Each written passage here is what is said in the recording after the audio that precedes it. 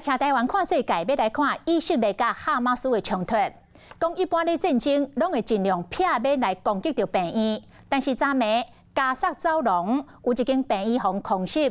这间病院除了病患之外，还佫有未少是来避难的难民，讲至少有500个人死亡。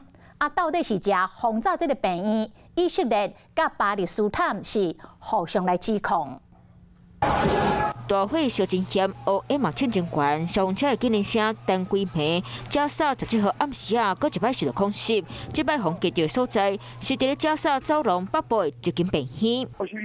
火洪爆发了后，病院现场真乱，四界嘛拢是火，互人看甲是真艰苦。国际媒体镜头翕着死伤者一个红光出来，真侪伤者互送去加沙规模上大的西法病院，随救护车一直驶入来，警察和医护人员拢无应甲变过。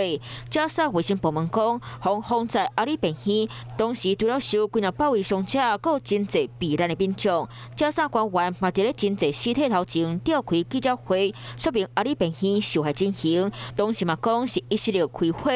وبكل وقاحة يتصل ما يعرف بجيش الدفاع الإسرائيلي على مدير المستشفى الدكتور ماهر عياد ليقول له لقد تم تحذيركم بالأمس بقذيفتين。加沙官员指控以色列军方背后才敲电话来警告，各怪病院无赶紧撤走。巴勒斯坦驻地政府嘛共款拢讲是以色列发动攻击，不过以色列军方无承认。Intelligence from few sources that we have in our hands indicates that the Islamic Jihad is responsible for the failed rocket launch which hit the hospital in Gaza. 以色列军方讲是武装团体伊斯兰圣战组织，佮铺一段火箭发射了失败，病院迫在画面做证据，强调当时以色列空军无伫阿里病院附近行动，伊斯兰圣战组织嘛无承认，讲当时有伫咧加沙活动。Once again,